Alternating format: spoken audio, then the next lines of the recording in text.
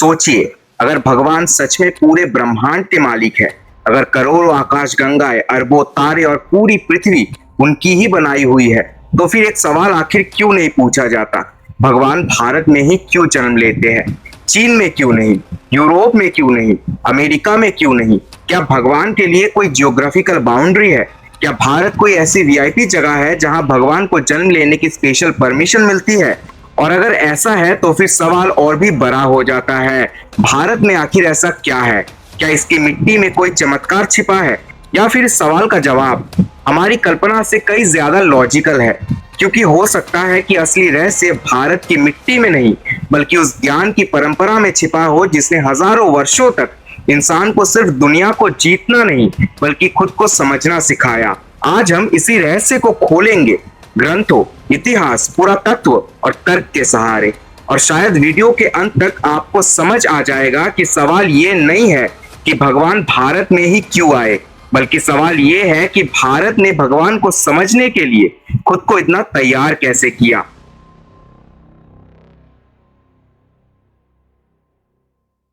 भारत में भगवान के जन्म का सवाल समझने से पहले हमें एक बहुत जरूरी बात समझनी होगी, आखिर भगवान होते कैसे हैं?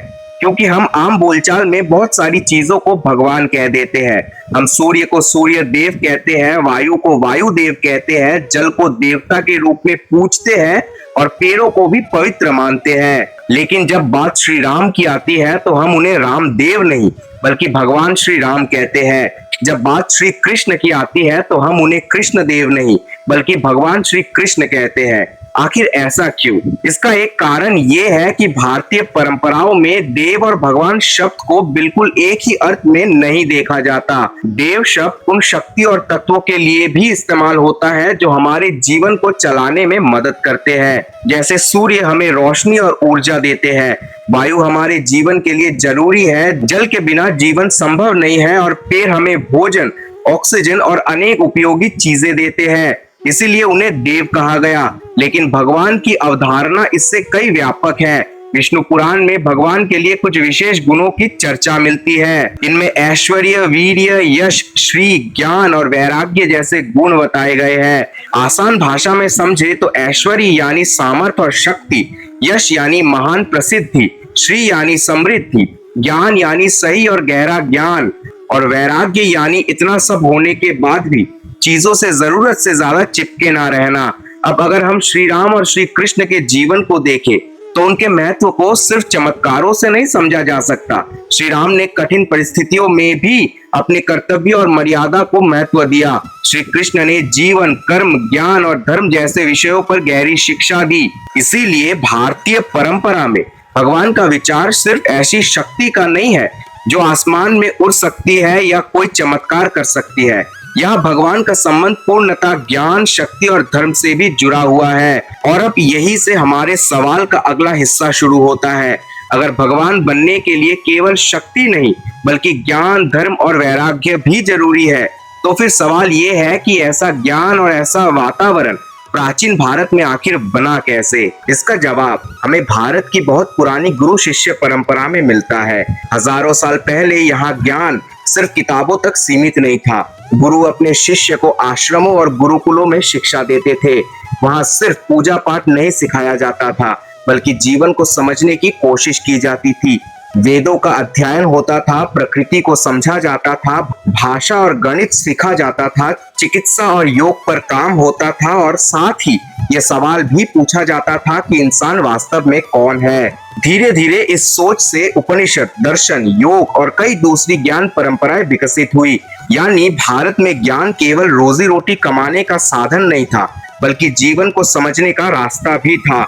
और जब किसी समाज में पीढ़ियों तक ज्ञान की ऐसी परंपरा चलती है तो वहां ऐसे लोग भी पैदा होते हैं जो सामान्य जीवन से आगे बढ़कर सत्य और ईश्वर की खोज करने लगते हैं। लेकिन क्या हमारे पास इस प्राचीन ज्ञान और विकसित समाज के कोई ऐतिहासिक या पुरातात्विक प्रमाण भी है? अगर हमें भारत की पुरानी ज्ञान परंपरा को समझना है तो हमें लगभग 4 से 5 हजार साल पीछे जाना होगा।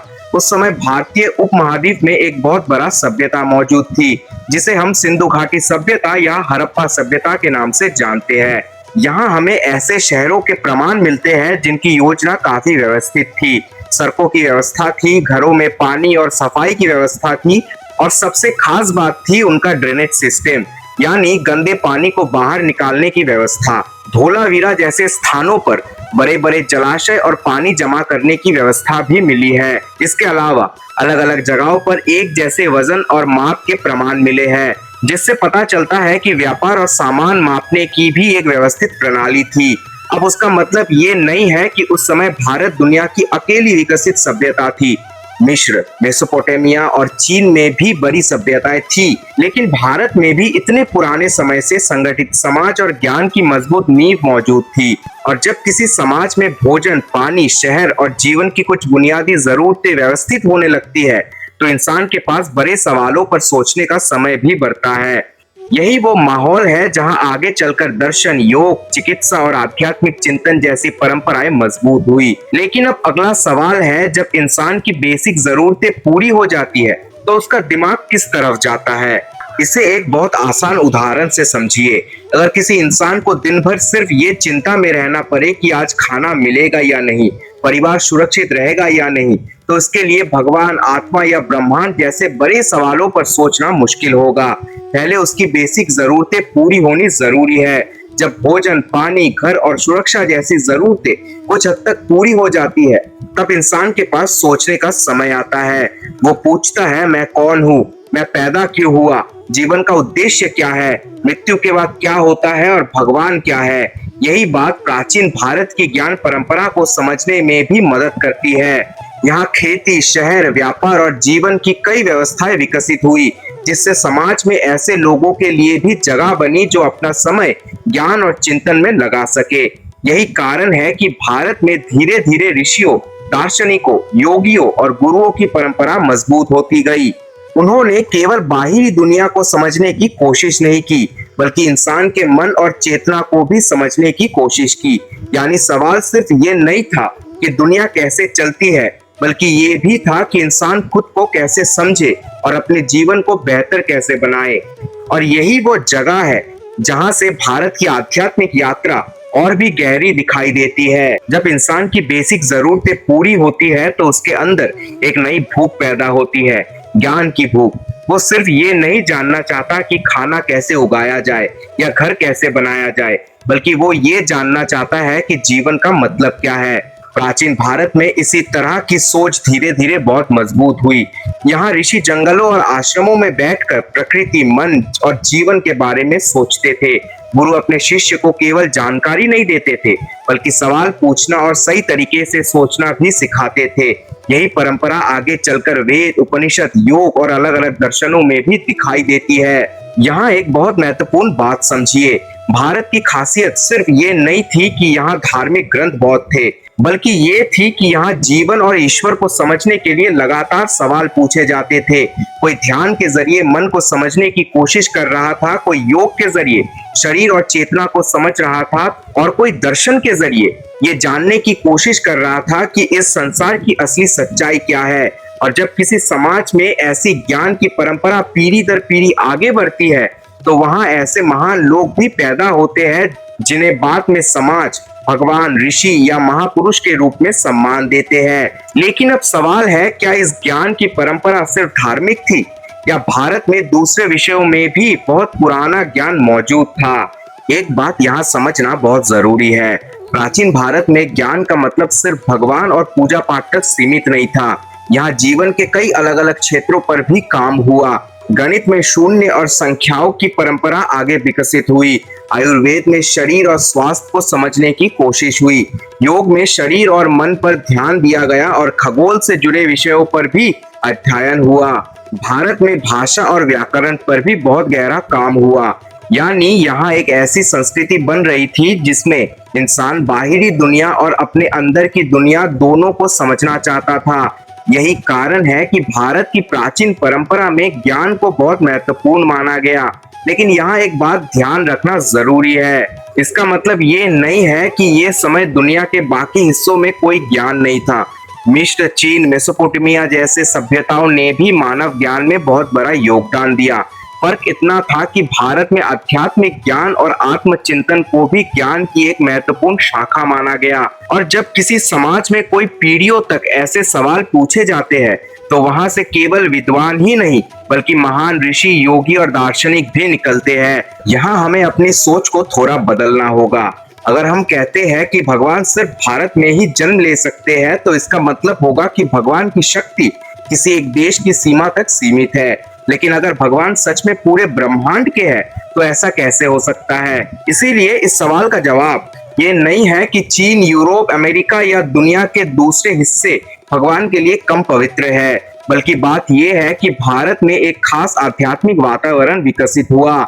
यहाँ हजारों वर्षों तक गुरु शिष्य परंपरा चली, योग और ध्यान की साधना हुई, वेद और उपनिषदों का अध्ययन हुआ और जीवन के सबसे बड़े सवालों पर लगातार विचार किया गया। जैसे किसी वैज्ञानिक को रिसर्च करने के लिए लेबोरेटरी चाहिए, वैसे ही आध्यात्मिक खोज करने वाले व्यक्ति को भी एक ऐसा वातावरण चाहिए जहां उसे ज्ञान, गुरु और साधना की सुविधा मिल सके। भारत में ऐसा वातावरण लंबे समय तक मौजूद रहा, इसीलिए यहाँ राम, कृष्ण, बौद्ध, महावीर, बाद में शंकराचार्य जैसे महान आध्यात्मिक व्यक्तित्व की परंपरा दिखाई देती है। इसका मतलब ये नहीं है कि बाकी दुनिया में महान लोग नहीं हुए। हर सिविलाइजेशन ने मानवता को कुछ ना कुछ दिया है, लेकिन भारत की खास पहचान ये रही है कि यहाँ आध्यात्मिक ज्ञान और आत्मचिंतन को जीवन का बहुत महत्वपूर्ण हिस्सा बनाया गया। इसीलिए शायद सवाल भगवान भारत में ही क्यों आए से ज्यादा सही सवाल ये है कि भारत में ऐसी कौन सी परंपरा बनी जिसने मनुष्य को भगवान और खुद को समझने की इतनी गहरी कोशिश करने के लिए प्रेरणा दिया। और इसका सबसे बड़ा जवाब है भारत की हजारों साल पुरानी ज्ञान और साधना की परंपरा। आज के सवाल का जवाब शायद इतना आसान नहीं है कि हम बस कह दे भगवान भारत में पैदा होते हैं क्योंकि भारत पवित्र है। असली बात इससे कहीं गहरी है। भारत की पहचान सिर्फ उसकी जमीन से नहीं बल्कि हजारों वर्षों से चली आ रही उनकी ज्ञान, योग, दर्शन और साधना की परंपरा से बनी है। और शायद यही कारण है कि इस भूमि पर बार बार ऐसे महान व्यक्तित्व सामने आए जिन्होंने इंसान को सिर्फ भगवान की पूजा करना नहीं बल्कि भगवान, जीवन और खुद को समझने का रास्ता भी दिखाया। इसीलिए अगर आपको अपने सनातन धर्म पर गर्व है तो सिर्फ गर्व मत कीजिए, उसे समझिए, पढ़िए और अपने जीवन में उतारिए, क्योंकि ज्ञान के बिना धर्म सिर्फ एक पहचान बनकर रह जाता है, लेकिन ज्ञान के साथ वही धर्म जीवन जीने का रास्ता बन जाता है।